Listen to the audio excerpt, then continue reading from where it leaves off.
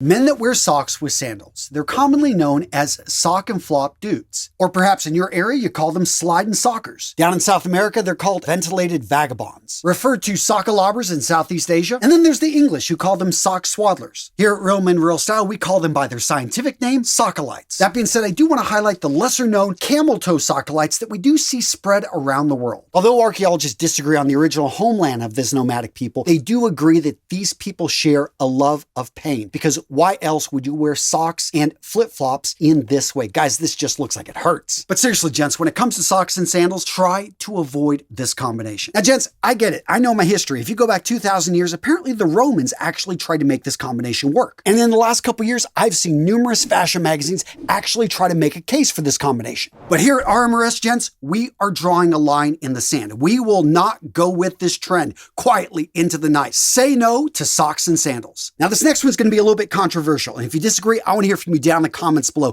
But I think that most men, 80% of men, should say no to board shorts. Now, if you're not familiar with your swimwear, as you can see here from the graphic, you've got quite a few options. Board shorts and Speedos. Now, believe it or not, Speedos are actually some of the most comfortable swimwear out there. That being said, does your society and your confidence enable you to wear them as normal swimwear? In parts of Europe, sure. For most Americans, no. And that takes us to board shorts. So these became popular whenever surfing culture really started picking up in the 1960s. Now, from a functional standpoint, board shorts just make sense because there's less to catch on your board whenever you're out there surfing. However, when mass manufacturing picked this up in the 1980s and the 1990s, the issue is body type. You see, board shorts were made for men that are fit, for men that are thin. If you are neither of these, which a lot of guys are not, board shorts are not going to complement your build. Seriously, you got a little bit of a gut? Board shorts are going to make it look even bigger. Are you a power lifter under 5'8"? Board shorts are going to make it look short and stout, which if you're going for that look, sure, but I think most of us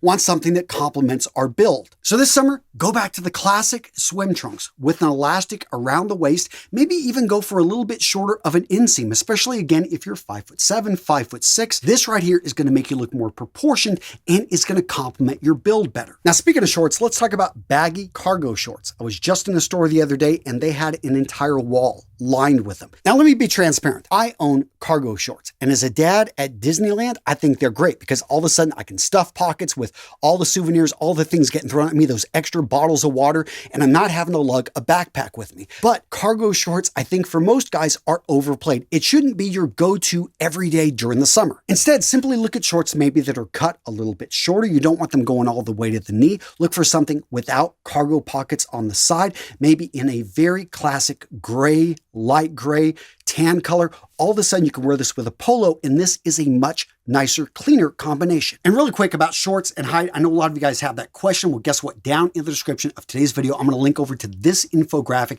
that goes into a lot more detail about how long your shorts should be based off of your height and proportions. And in case you haven't been over to our website recently, guys, you want to check it out. We've got all new infographics. We've really updated and improved a lot of the articles. So if you're tired of watching videos, you want to consume information in other ways, simply join our email list. We got so many great options, free ebooks. Again, I'll link to realmenrealstyle.com, our website, down in the description of today's video. Next up, let's talk about tank tops and undershirts. Undershirts are made to be worn under a shirt. It's right there in the name. So many guys try to wear these as t-shirts. Now, sometimes the line between a t-shirt and an undershirt is blurred, but if you're buying it in a pack of 4, if it's made from a very lightweight material, if it has a deep V-neck, it is most likely an undershirt. In addition, the sleeveless undershirt. This is never something that you want to just wear out in public. In fact, I don't even know really why these things exist.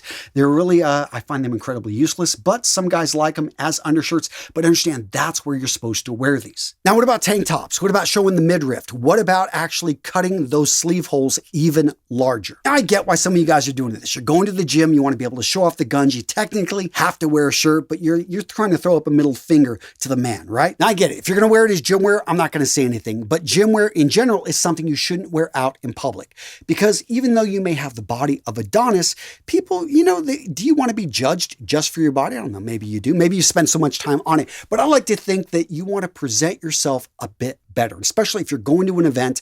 Just be wary, of simply wearing that stuff out in public. Clothing that's made to be worn to the gym should probably just be worn to the gym, not out to an event or, who knows where life's going to take you. You usually want to be prepared and you want to put your best foot forward. Now, speaking of putting your best foot forward, let's talk about the overuse of sandals and flip-flops. Yes, I know you're going to a pool party, but you're not going to be swimming. You're not even bringing a swimsuit. This isn't probably what you want to wear with that nice shorts and collared shirt combination. No, how about instead you actually step up the footwear? And guys, it can still be comfortable. It can still be breathable, but it can look good. Right here, we've got this perforated leather, so it has holes in it. It will allow your feet to breathe. You can wear basically a no-show sock. You've got, the nice horse bit loafer right there on the top, and you've got a curved toe. Now, if I really wanted to dress it up, let's say I've got some linen trousers and again, just a short sleeve polo or something like that. I could wear these shoes with it, keep the polo and the shirt very, not going to draw attention. It's the shoes that are going to do all the talking, and people are going to notice. You're going to look good and you're going to feel good knowing that you are sending a signal that you are a man to be taken seriously. So now let's talk about the color white. When it comes to a white linen shirt, a white pair of cotton chinos, maybe a white pair of sneakers. These right here, any of them can be core wardrobe pieces, especially if you're down in Florida, if you're over in Southern Cal. But wearing them all together, the whole white monochromatic look, I think is a little bit overboard, unless you're going to maybe one of those white parties. But, the point here is I would wear them as separates, not trying to piece it all together here. It almost seems like it's too much, going too over the top. Next up, let's talk about sunglasses. So every year it seems like there is a new style that comes out. I always recommend though, you go with one of the three classics. What are they? Aviators. Now, what I love about aviators is that teardrop shape is going to complement the vast majority of faces out there. Doesn't matter what your shape is, aviators most likely is going to work for you. If you want something that's a little bit stronger, something that stands out, something that has higher contrast, check out Wayfarers. This is another classic design. And when I say classic, I mean this design has been around for over 50 years. So you know what? If something has been around that long, you can be pretty much guaranteed it's going to be in style for another 5. This is great because you can spend a little bit more money, get good quality sunglasses, and not feel guilty about it. Now, what if you can't choose between the two? Check out Clubmasters. Personally, this is one of my favorite styles. It has the contrast, but it's not so over the top as Wayfarers, and it's actually not worn by a lot of men. I like how it helps me stand apart. Yeah, just get a pair of Clubmasters. You will thank me later. And tied with that, the faux pas that you want to avoid is wearing sunglasses indoors. So yes, you can pop them on your head or you can wear them right here in the front. I've seen guys do that as well. I like it when you actually have a soft case that you can slip them in and then just put that in your pocket. Or if you're wearing a jacket, I even put them right here next to the pocket square. Point being is I get it. You don't want them to get scratched. I find that if you keep them on the head, they can get knocked off. You forget they're there and then they break or you lose them. Or I've even had it where they've been right here in the chest area and all of a sudden I'm doing some work indoors. I was in Menards the other day, a hardware store here in the Midwest, and I scratched the lens on a pair of Maui gems.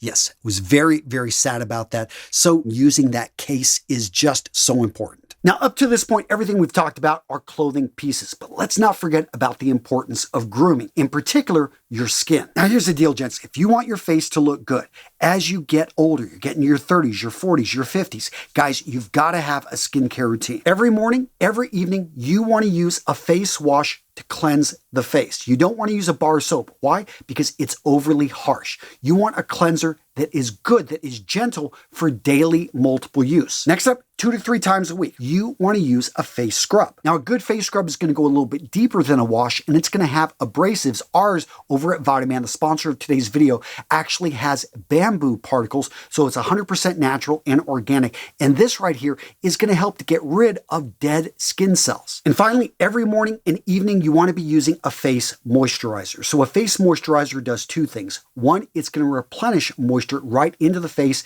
that was removed whenever you washed and cleaned it. And second up, it's going to protect your face from the elements. Now, gents, that's it. It's really simple. And if you want that system, the Vitaman Essential Skincare Kit, and save over 50%, down in the description of today's video, use that link and go over to Vitaman and take advantage of this deal. In addition, if you're in your 30s, 40s, 50s, and you're dealing with bags under the eyes, you have wrinkles that are popping up, and you want to try some of our serums, go over there and you can save 20% when you subscribe. Now let's talk about over accessorizing. So I usually keep it pretty simple, or at least I think I do. I wear a wedding ring, and if anyone knows why I wear it on the right hand, let me know in the comments below.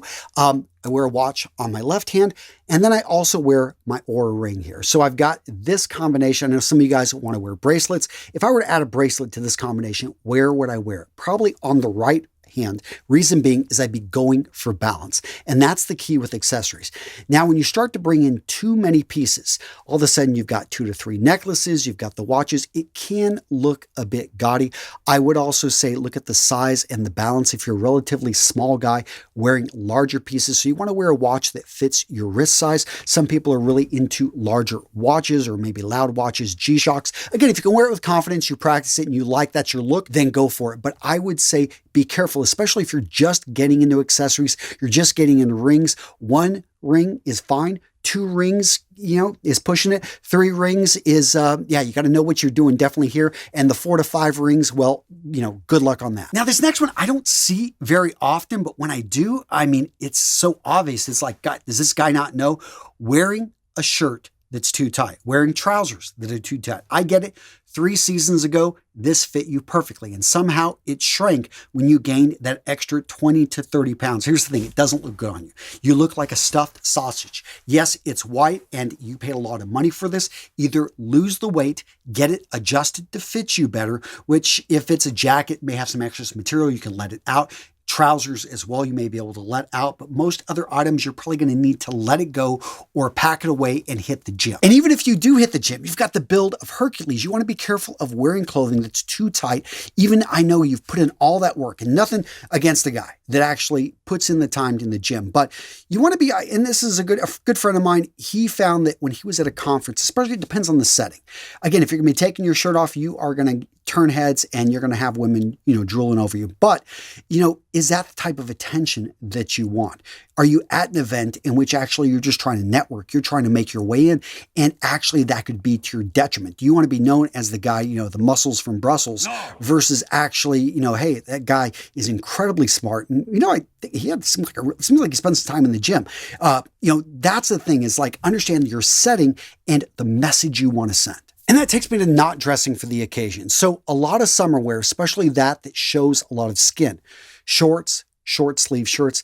This is much more casual wear type of clothing, but you may have an event in which you've got to dress a little bit up for. Yes, it's an outdoor beach wedding, but still people are going to be dressing nice. There are ways to do this. You could maybe bring in a vest that actually brings the outfit together.